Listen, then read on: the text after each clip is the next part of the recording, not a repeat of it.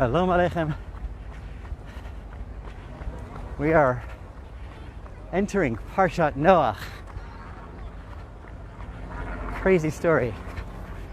Chaim Olevsky here, Chabad Family Programs on the West Side. Here with a quick running commentary, some inspiration, Hasidic light, a spark to ignite our souls while exercising the mind, the body, and the soul simultaneously. You could do it too. While you run, listen to something Torah, listen to something Jewish, share something Jewish. Some prophecies in the Torah have come true already. Some are yet to come true. Some one might question whether or not it came true. But some are undeniable, incredibly revealing and clear. And in an address from the Rebbe in 1963, in Parshas Noach, the Rebbe quoted the Torah, a little excerpt from the Zohar, and applied it to today. So the overview everyone knows. I think the story of Noach and the flood spans cultures. It's not just a Jewish gig. It's everywhere. Many different cultures have the story of the flood, this ancient flood that happened about the same time. Anyway, in our version of the story, in the Torah true version of the story, we have God telling Noach, I'm going to wipe out the rest of the universe aside from you and your family, and I want to do because in direct consequence to their conduct. Some will call it a punishment.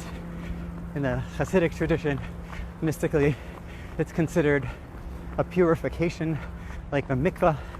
That's why the flood, the waters of the flood, lasted for 40 days, like the 40 measures of water that a mikvah needs. Everyone except for you and your family, said God to Noah, and I want you to build an ark. So, all by yourself.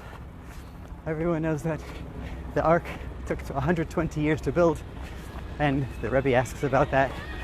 Why? We know that when you're commanded to do something, you do it quickly, do it right away. Why did it take 120 years for Noah to build the ark? And he wasn't a bad builder, but one of the approaches, the Rebbe says, is because Noah was commanded to build it all by himself without anyone lifting a finger to help him. No one could hammer in a nail or lift a plank. He had to do it all by himself. Imagine all of that maneuvering, all that skill that Noah had. And it took him only 120 years. Wow. So, the Torah describes that the beginning of the flood itself, it was on the 17th day of the month of Cheshvan, of this month. And the Torah describes and says, in the 600th year of the life of Noach, Noach lived, ouch, I think 900 something years. 900 something. All the people back then, until Noach's time, lived in the 900s, somewhere close to 1,000.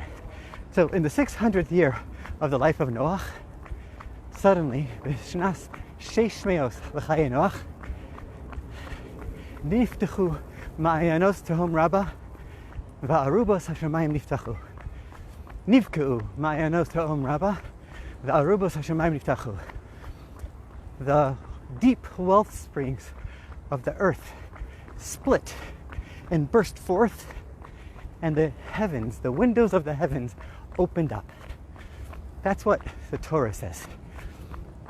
The Zohar, the classic mystical, the foundational book of the Kabbalah, quotes this and says that in the 600th year of the 6th millennium of the span of creation, because according to the Zohar, our world is meant to last for 7,000 years.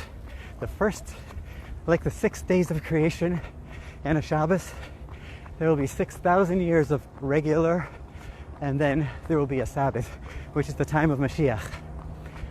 The Zohar says that in the 600th year of the 6th millennium, which corresponds to our calendar, our Jewish calendar year of the year 5,600.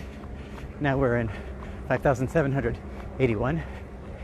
And in the secular calendar, it corresponds to the year 1840, says the Zohar, thousands of years back. The windows of heaven and earth will explode forth with fountains of wisdom, of knowledge, that will bring the world closer to knowing God, to the knowledge of God. What are these fountains of wisdom?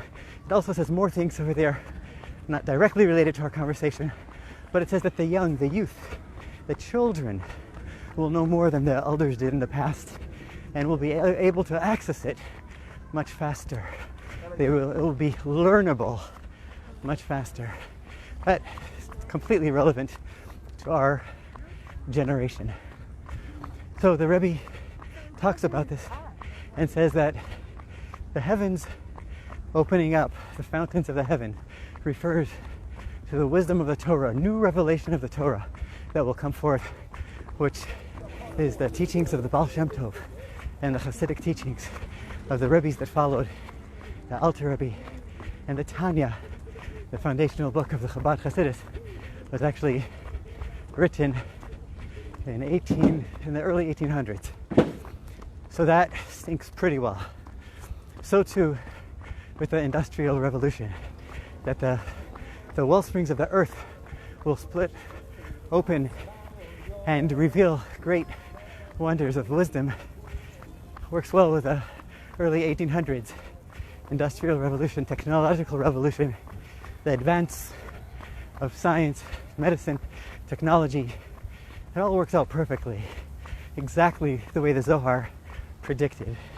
We are now in an unprecedented time that was not just unparalleled, but the swiftness with which it came is second to none. And it's a clear prediction, a prophecy from the Zohar from 2-something thousand years ago, which is happening today. Now, what do we do with this information? Said the Rebbe in a different talk. Said the Rebbe, the purpose of this was all and is all to bring us closer to the knowledge of God. Knowledge of God, the oneness, the unity of God. Shema Yisrael, Shem Elokeinu, Shem Echad. God is one. One meaning that everything is one. There's nothing else besides for God. And this unity of God is becoming now more evident due to this technology, this burst of technology, where in one moment, said the Rebbe, we can say something here and it's heard or seen, experienced across the whole universe, across the world. So, says the Rebbe, this is also bringing us closer to the long-known Jewish concepts that are quoted in the Mishnah from 2,000 years ago, that there is an eye that sees everything, there's an ear that hears everything, and there's a book that writes everything down. Hopefully only the good things. And this also brings us to the fruition, to the bringing us closer to the unity of the world, where science and technology is helping reveal that we are all really one. It's one universe and it's very small. And all of the revelations of science bring the unity of the universe and God's unity in this world closer for us to understand and appreciate and experience.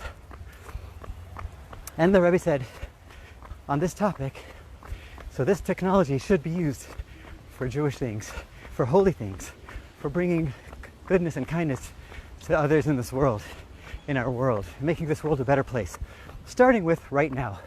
And he posed a question, a challenge. He says, what do we do now? We just came back We just finished a month full, chock full of enthusiasm, of holiness, of excitement, of beauty. Rosh Hashanah, we crowned God as our King. Yom Kippur, we reconnected in a way that we've never been connected before. Sukkot, we went out and we celebrated with God. Simchas Torah, we danced like never before. What do we do now? Now we're thrust back into the real world, and it's difficult and painful, said the Rebbe, or it could be to the uninitiated. Thanks. So, the Rebbe says, what do we do now? The Rebbe says there's a Chabad tradition. If you've been to a Chabad shul anytime ever on Simchas Torah, you would have heard, if you paid attention, that the rabbi or the rebbitzin called out, announced, and now it's time for Yaakov Hollow Lidarko. Now it's time for Yaakov went on his way. That happens in every shul. What happened there? Who's Yaakov and where was he going? So the Rebbe tells us that one of the previous Rebbes, the Rebbe Roshab, announced that this is the beginning of our service after Simchas Torah. After the last dance of Simchas Torah, we get back into the real world, and we connect with this idea, and we draw inspiration and power from Yaakov Hollow Lidarko. What is Yaakov Hollow Lidarko? Says the Rebbe as follows, that during the month of Tishrei, we were connected to lofty, holy, wonderful things. Now we're getting back into the real world, where the holiness is not so evident and prevalent. The Jew, every Jew has two levels. We have two names, Yisrael and Yaakov. Yisrael refers to the Jew on a higher level, where spirituality and material world enmesh and there's no conflict. Like the name Yisrael as it was given to Yaakov, Ki Sarisa, Im Elokim v'Anashim v'Tuchal. You battled with Esav's angel and you overcame, you won. And it's a higher level of Jew. Both in the Jewish population, but in each of us. We both have the Yisrael level. When we're doing holy, wonderful things, when we're praying, we're on the level of Yisrael. When we're dealing with the world, we're Yaakov. Yaakov was the father of the whole Jewish nation. He gave birth to his wives, gave birth to all the tribes from which we all come. Yaakov represents a Jew on a lower level. The word Yaakov comes from the word Akev. Akev means the heel, because he was holding on to Esav's heel. So what is this heel? It means the lower things that we're involved with in our lives.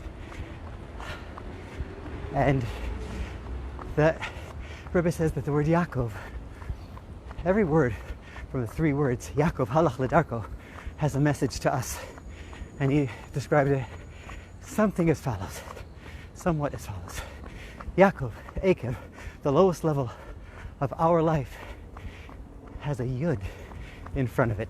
The heel, the Akev, has a yud. Yud, ayin, kuf, vez. The Akev has a yud. The yud represents God's name. The yud, the hey, the vav, and the hey represents God's name. So everything in our life, from head down to our heel, should be guided by the first letter, by the yud, which is God. So that's Yaakov. Halach, he went. Yaakov went on his way. By the way, I'm wanting right now, going up the big hill in Central Park. It's called the Death Hill, because it's a little steep, but we can do it. Because halach means going. And going, says the Rebbe, means leaving your current position and ending up somewhere else. So it means a leap, going somewhere incomparable to where you were before. So we have God guiding us from head to toe. We have this leap. It helps us leap to places in holiness where we've never been before. And Lidarko. Lidarko means on his way. Who's the he? Who's the vav at the end? So of course it's Yaakov's way, and it's God's way, and it's your way. It's it's my way. Every person has their unique way that they need to go, and God orchestrates for them to be on. That is Yaakov Hollow l'darko. And the Rebbe says that the word derech in the Zohar is connected also. They say the true derech, the true way, is derech hamelech, is the way not just of the king, but to the king, the way to the king's palace. So every time we go somewhere, we should be aligning our sights to be going towards the king's palace, towards the king's chambers, towards what God wants. And that's the story for today, for Noach. 600 years, it's incredible prophecy that is coming true now more than ever, and we have to channel it and finish it and make it happen. God bless you. Share.